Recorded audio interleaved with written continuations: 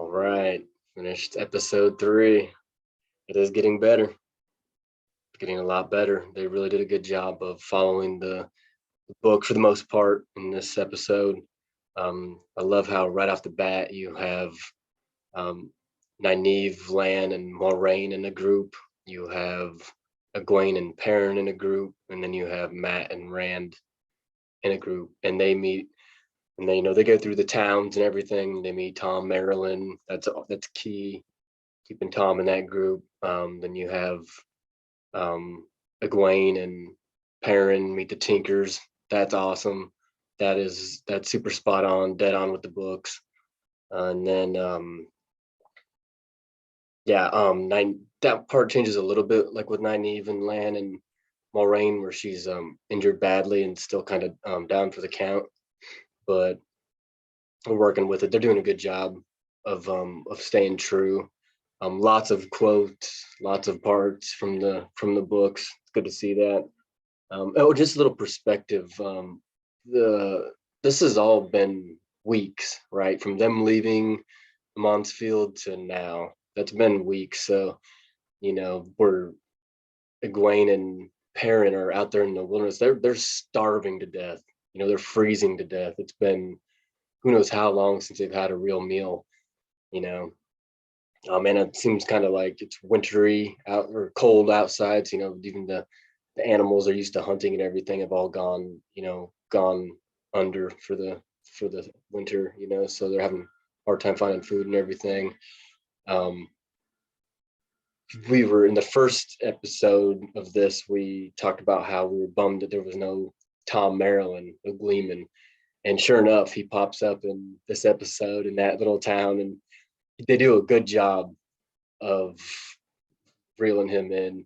I didn't think he was going to be in it. I was pretty bummed out, and he's not quite what I pictured in my head or anything, but I mean that's fine. They do a great job. He fits the bill, though. He's charismatic, kind of an ass. Um, he's got the knives. He's got a great voice. He's able to kind of attract a crowd. And there's the exact scene in the book where he plays like he's in the common room or whatever of the inn, and he plays like a depressing song for everybody. They're all like, "What the?" And so they're all kind of bummed out.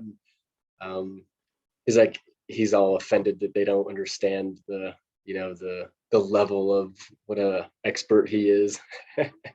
So I like that. He's definitely playing up the part. And then let's see. And then Egwene and Rand meeting the Tinkers. That's great. Aram, he's fantastic. The Tinkers look exactly how I always pictured them.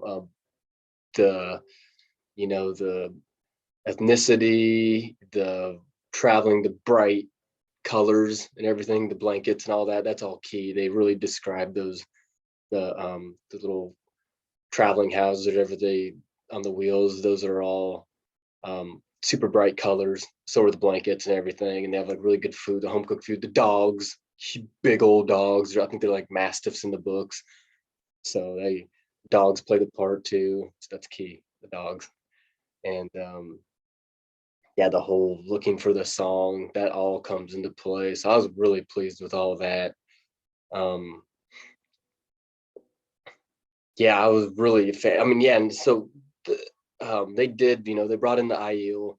That I don't think you really hear anything about them until like the second or third book, in the books. But it's not really a bad thing, because that is kind of how you get introduced to them, is the Aiel in the cage or whatever. But I think whether he was alive or dead or whatever, that's just stuff we have to just, as longtime fans, we're just gonna have to overlook certain things like that. I mean, it was a great engaging piece to get fans in. I think for sure, having that Aielman and that guy, and he was spot on too. Exactly how he's dressed and everything with the whatever they call that, the shawl or the veil. Great job on that, and with the hair and everything, and the townsfolk's reaction. They all, because there's a whole kind of like racial undertones of everybody hates the Aiel, because they're whatever reasons, and so they got right into that. That was great. And then the dark friend, was huge. Loved it. She killed it. Whoever that actress is did a great job because you don't know they're dark friends. You think it's someone out to help you. That's kind of their whole, shtick is reeling you in and then, betraying you. Or I think that these guys are so important that they're not allowed to kill them. That's why she was just standing there with the sword to his throat and not actually killing him because the Dark One wants him for himself. He wants to do with him what he pleases. So just a little bit of description there. Um, yeah, and then chases him. She's got that evil look on her face when she's chasing him through the town. That was great. Oh yeah. She's like, then she was like, you know, forget what the Dark One says. She's like, I'm gonna either whether I kill him or not, I'll still be remembered forever. Like that kind of mentality. So, that she played that great, great job.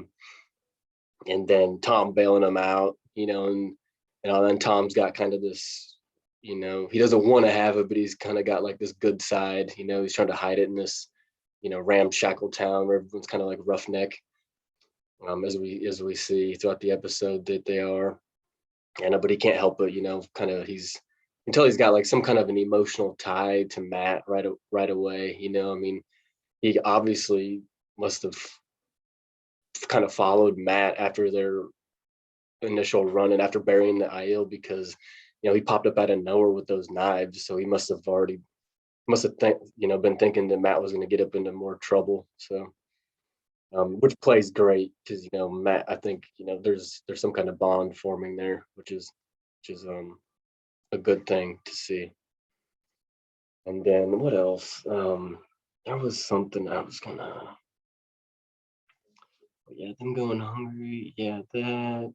Yeah, oh yeah, and one big thing to notice is that you can kind of tell that um, when they're chopping, Brand's chopping the wood for them for a place to stay, and Matt gets all whatever butthurt and gets all kind of in his feelings and just walks out on him, and he snaps on Rand, and Rand like they get into arguments and stuff. They've known each other their whole lives, but that's kind of still out of character for Matt to it was kind of Matt's idea to keep going when Rand wanted to go home, and then I was like, oh, there's no place for you anyway, or even if you do make it to the White Tower, there's nothing there for you. What are you gonna, you know?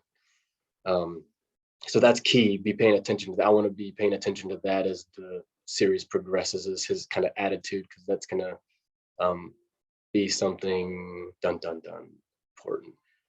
So we'll see if they keep playing into that. Anyways, yeah, I'm really happy with it. I think those were the big moments. I was kind of doing like a list of things that were in the book and the show, and things that were just in one or the other. And I'm kind of just gonna do away with that. It's not as really what I wanted, but I do. Oh, I did like how. So where there is one big thing that is still bothering me, and that is the Perrin's whole thing. One of the big things is that he's got this axe with a crescent moon blade, right? And that's not in at all. He gets that knife um from Matt via his wife, whatever she made it for Matt, and then Matt gave it to her, and that's all kind of still. I don't know, is that going to be the axe, or what the Perrin's kind of weapon? I don't know. I really like that axe, so that's kind of the whole thing that comes into play. But and then I do like the early presence of the Aes Sedai. Now that we kind of are knowing what they are, the lady that plays that Leandrin with the red whatever dress, that is perfect casting. Also, that's exactly how I would have pictured her, from the books. Real stop me. Same with the guy, that who's calling himself the Dragon Reborn, who's in the cage. He looks just like I would have pictured also. So great job on the casting with that. Um, I hope that their acting, is on par as well. And I feel like that Aes Sedai is most definitely is. She's done a great job so far, playing into the mood. And then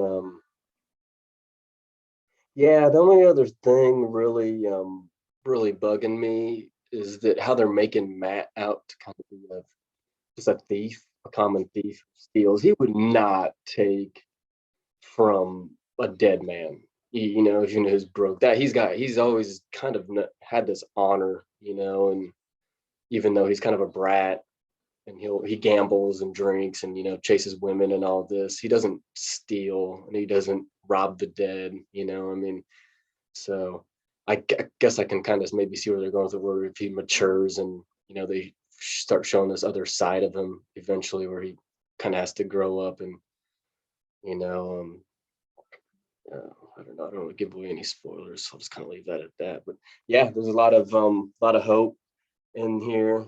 I'm really liking what I'm seeing. Oh, and that town that they do go, that Matt and Rand wind up in, that is super ragged. That's kind of how I always pictured that rough and tumble town.